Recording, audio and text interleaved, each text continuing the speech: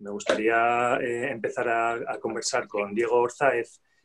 Diego es un biotecnólogo de plantas, dirige un laboratorio de genómica y biotecnología de plantas. Ha sido también responsable de desarrollar una de las herramientas estándar a las que se refería Víctor para poder ensamblar de forma normalizada ADN u otras biomoléculas, y eso, entre otras cosas, hizo posible que un equipo de ingenieros y de biotecnólogos de Valencia hace 2 años fueran premiados con el máximo galardón en el encuentro internacional iGEM en MIT, y fueron ganadores absolutos del mundo, y la verdad es que fue un privilegio. Yo estoy muy agradecido a Diego y a su equipo por cómo nos han ayudado durante al menos los últimos 4 años a poner en marcha equipos iGEM en Navarra. Hemos podido tener 2 equipos en la categoría High School con personas de 15 y 16 años que también han conseguido resultados brillantes, y el año pasado pudimos poner en marcha un equipo en la Universidad Pública de Navarra. Te voy a dar la palabra para que tengas tú este poco tiempo y no te lo robe yo. Muchas gracias, Diego. Muchas gracias, Juanjo. Es un placer estar aquí con vosotros y compartiendo un rato y hablar de biología sintética. Es un placer siempre todo lo que podamos hacer, que es poco, pero bueno, ayudamos en lo que podamos y me alegro de compartir este rato. Voy a intentar compartir la pantalla. Vamos a ver si lo vemos. Y pensaba, a sugerencia de los... A ver si puedo compartirlo. Pensaba daros unas pinceladas sobre los aspectos de la biotecnología. Yo soy biólogo de plantas. Podéis ver mi pantalla, imagino. Quería daros unas pinceladas sobre cómo abordamos desde el punto de vista de la biotecnología de plantas un aspecto especial, que es las biofactorías, el uso de las plantas para producir compuestos de valor añadido.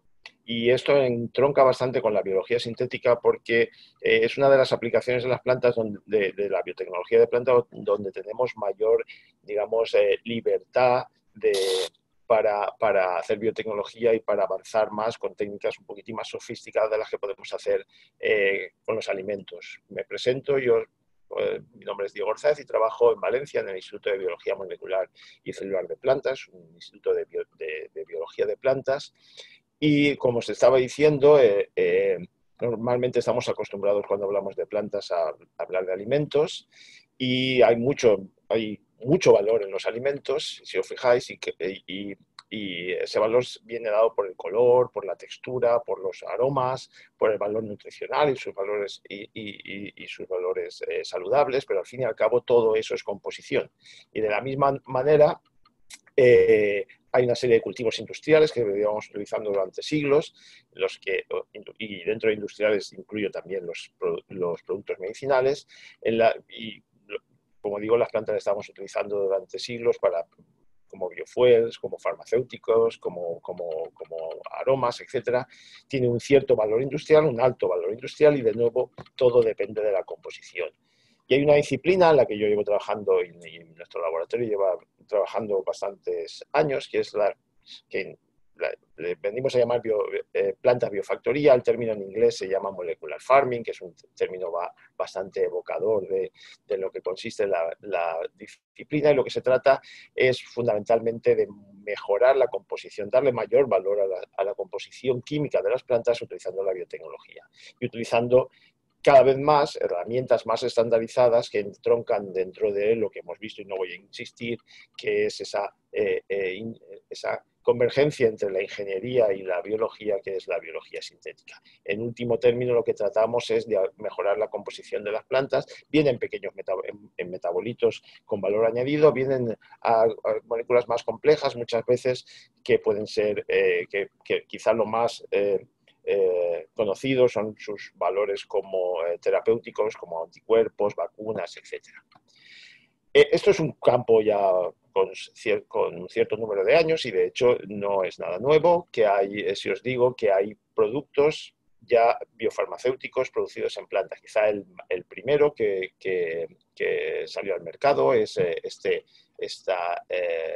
producto que veis aquí, que se llama el ELISO, que es un enzima terapéutico, una enzima de sustitución frente a una enfermedad que se llama la enfermedad de Gaucher, una enfermedad lisosomal, y que se produce de forma industrial en células de zanahoria.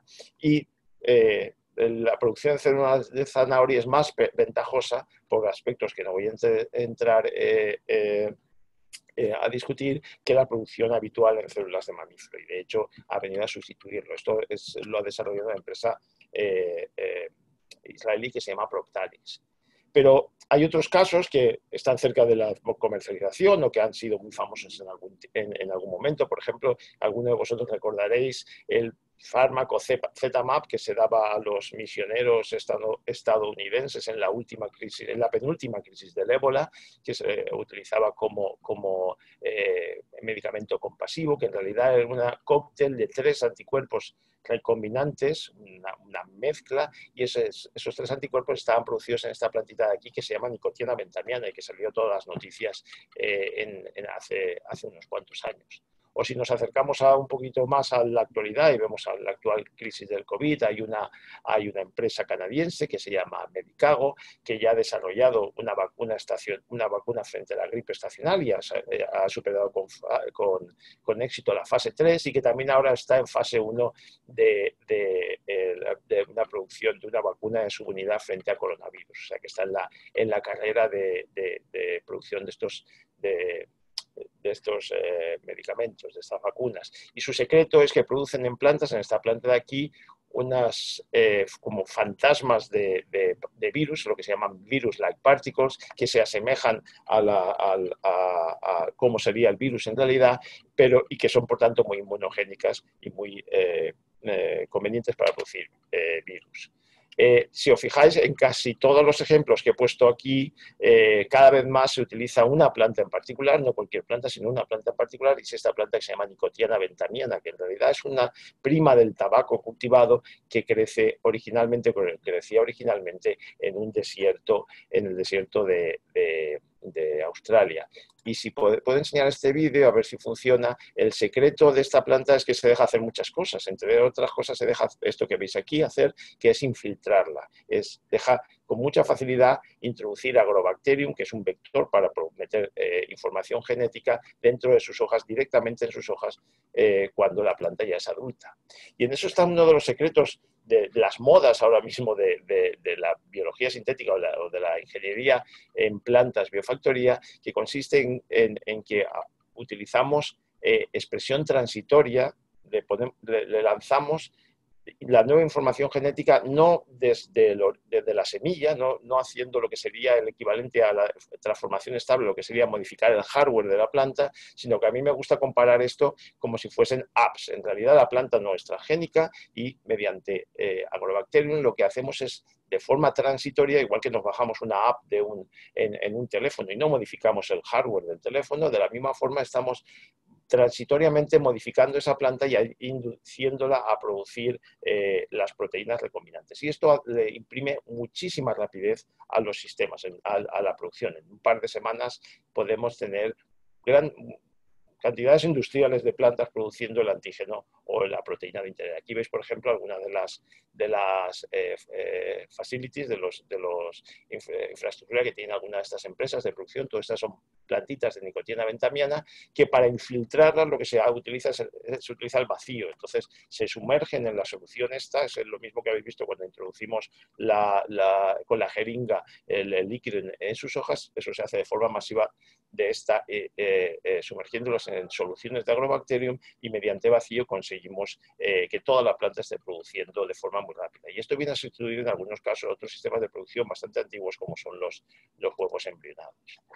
Bien, lo que os quería decir es que básicamente lo que estamos haciendo, volviendo a la analogía, lo que estamos haciendo es lanzar nuevas apps, y estamos desarrollando nuevas apps, nuevas instrucciones genéticas, pero eso no es suficiente. Aparte de cambiar, no sirve mejorar las apps y crear nuevas apps si al mismo tiempo no mejoramos el chasis, no mejoramos el teléfono. Un Nokia de los años del principio del milenio, no sirve para las nuevas apps de redes sociales que estamos utilizando.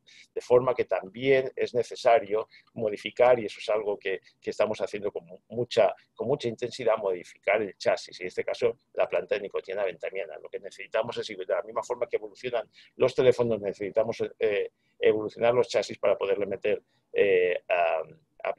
cada vez más complejas. Y esto, por ejemplo, es lo que estamos haciendo en un proyecto europeo que coordinamos desde mi centro, desde el CSIC, que se llama Nicotiana, que precisamente lo que hace es mejorar mediante técnicas de edición genética, tratar de mejorar el genoma de la planta, reescribir en cierto modo el genoma de la planta para que sea más receptivo, para que tengan más capacidades para producir diferentes tipos de proteínas recombinantes. ¿Qué tipo de mejora que necesitamos en estas plantas? Pues un tipo de mejora que no existe normalmente en la agricultura, porque ningún agricultor ha mejorado las plantas hasta ahora para que tengan bajos niveles en proteasas o para que glicosilen las proteínas de la misma forma que glicosilamos los humanos o para que tengan más estabilidad en el retículo endoplásmico, porque hasta ahora las plantas no las hemos utilizado como biofactorías de proteínas recombinantes. Y otros aspectos. Estos yo creo que es un tema muy interesante de mejorar mediante técnica de edición genética el chasis. Pero más allá de modificar el chasis propio de forma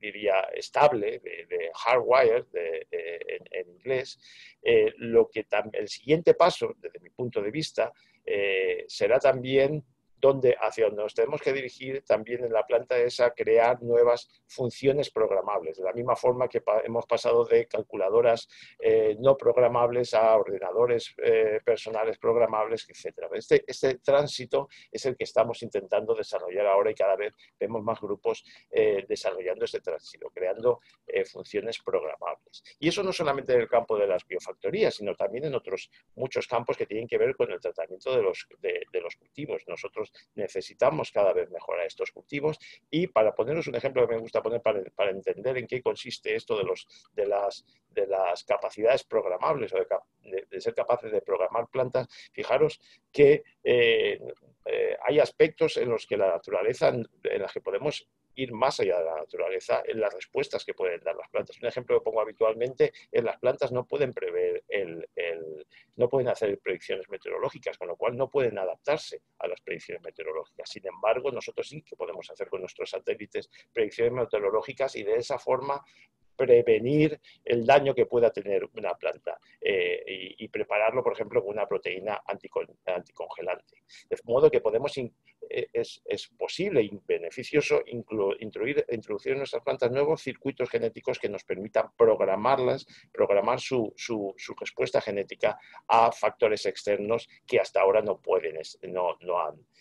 estaban preparadas. Y eso aplica también a las biofactorías, porque las biofactorías muchas veces la producción de proteínas recombinantes tiene un penalty, produce efectos que no son beneficiosos para la planta, les restringe el crecimiento y a lo mejor podemos querer que comiencen a producir las proteínas recombinantes en un momento determinado de su ciclo de vida.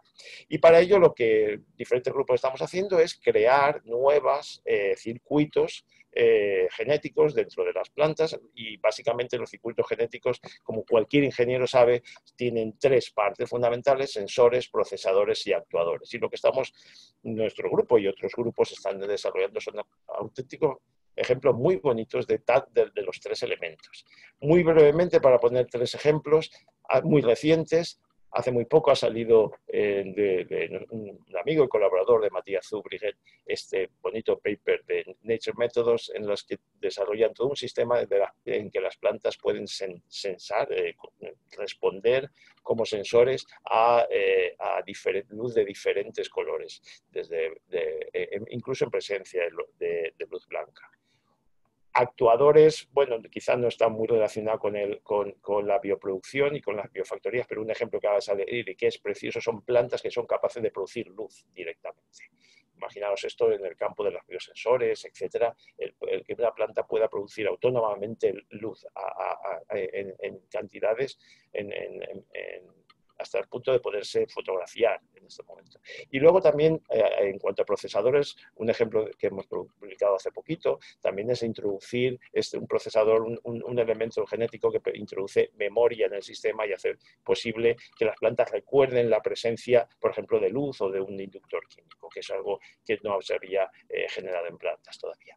Bien, y básicamente lo que seguimos haciendo es generar este tipo de elementos y conectarlos, intentando que las plantas, darles estas nuevas capacidades.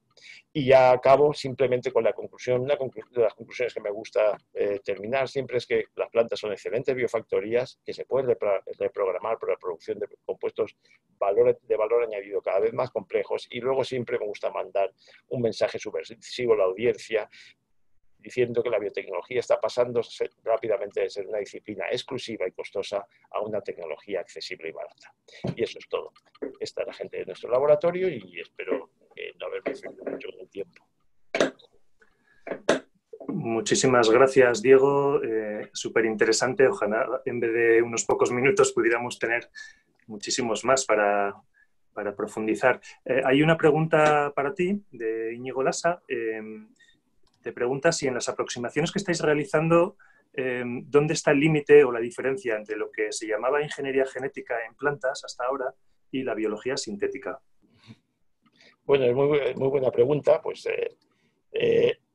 yo creo que, como algunos de nosotros sabemos, lo que pasa es que le pusieron mal el nombre. Eso es lo que suelo responder. Yo creo que a la ingeniería genética, cuando hablábamos de ingeniería genética, que no había estándar, cuando yo empecé, ya llevamos algunos años en esto, cuando nosotros empezábamos no había ni estándares, ni había módulos, sistemas modulares, lo hacíamos todo, era un corte y pega artesanal, de forma que yo suelo decir que lo que hacíamos antes de que los ingenieros vinieran a inspirarnos de cómo hacer, cómo introducir biología sintética, eran más manualidades genéticas. O sea, en inglés solemos decir crafting en lugar de ingeniería, y poco a poco tratamos de hacer ingeniería, y la verdad es que cuando lo intentamos y cuando simplemente lo aplicamos a aspectos muy básicos, como puede ser el clonaje, el cloning, el ensamblar diferentes piezas de DNA, que es el aspecto más básico, la verdad es que en nuestro laboratorio, por ejemplo, nuestra experiencia es que hemos pasado a otro orden de magnitud en la cantidad de cosas que podemos hacer, y eso es solamente con este ejemplo. Yo creo que conforme vayamos incorporando otros aspectos de la ingeniería, también a niveles más altos, como la modelización, que ya ocurre obviamente en microorganismos y que empieza a ocurrir también en plantas, pues entonces lo vamos a ver muchísimo más. Pues muchas gracias.